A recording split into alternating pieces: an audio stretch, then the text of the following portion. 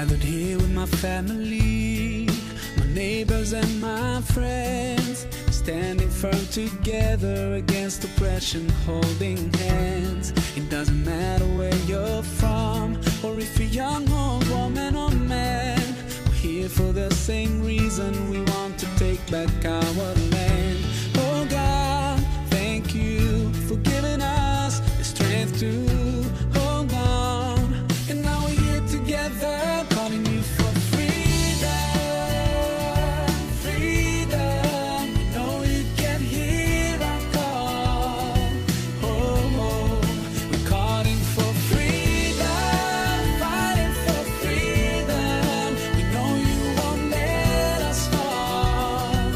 Oh, oh, we know you're here with us. No more being prisoners in our hopes, no more being afraid to talk. Our dream is just to be free, just to be free.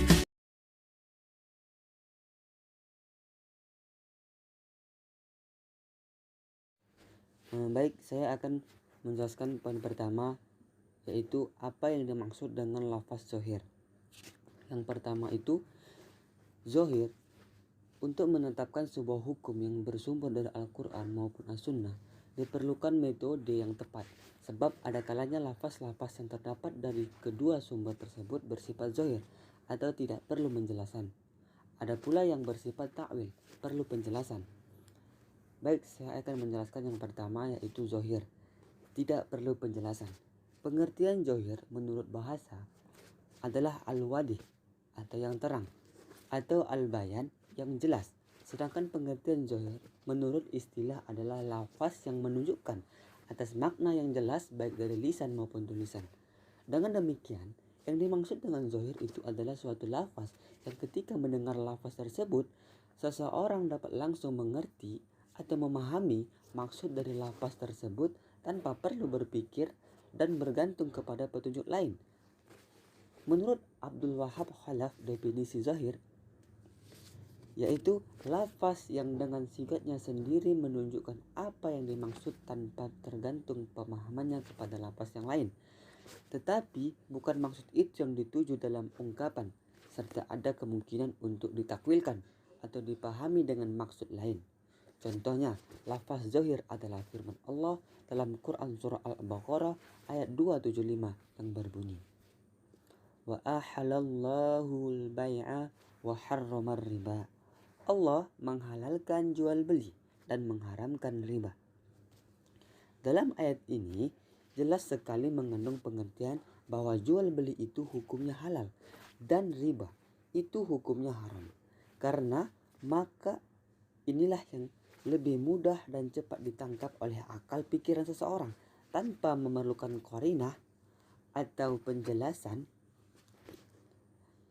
Meskipun demikian, ungkapan ayat tersebut bukanlah sekedar untuk mengatakan halalnya jual beli dan haramnya riba sebagaimana yang dapat dipahami dengan mudah, tetapi ayat itu untuk membantah orang-orang munafik waktu itu yang menyatakan riba itu sama hukumnya dengan jual beli. Poin yang kedua yaitu takwil, perlu penjelasan. Pengertian takwil menurut bahasa Arab berarti ar-ruju', kembali, sedangkan menurut istilah adalah pemindahan makna lafaz yang zohir kepada yang mungkin dapat diterima oleh akal pikiran. Takwil adalah suatu usaha untuk memahami atau mengartikan lafaz-lafaz dengan beberapa alternatif kandungannya makna yang bukan makna lahiriah.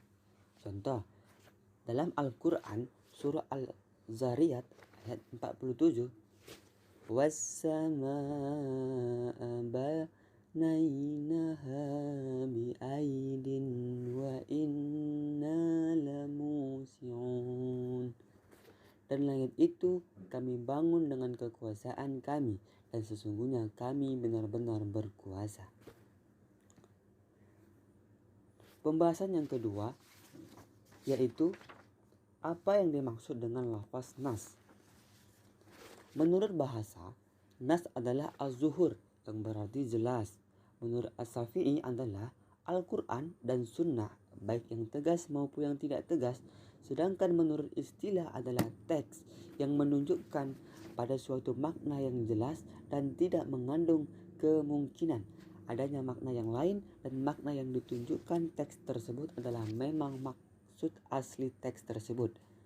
Lafaz dalam tingkat nas lebih jelas dari lafaz zahir yang definisikannya menurut Abu Ya'la dalam kitab Al-Uddah adalah lafaz yang mengandung hukum yang dikandungnya, meskipun mungkin lafaz itu dipahami untuk maksud lain. Umpamanya dalam Quran surah Al-Hasr ayat 7 yang berbunyi Bismillahirrahmanirrahim.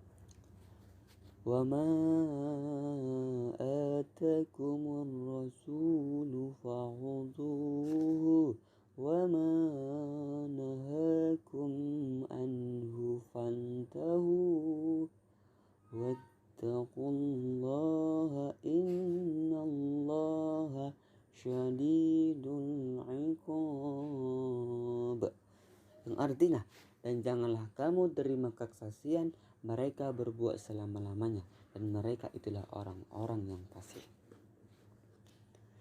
Baik, pembahasan berikutnya yang akan dijelaskan kepada teman saya dipersilakan. Sekian dan terima kasih. Assalamualaikum warahmatullahi wabarakatuh.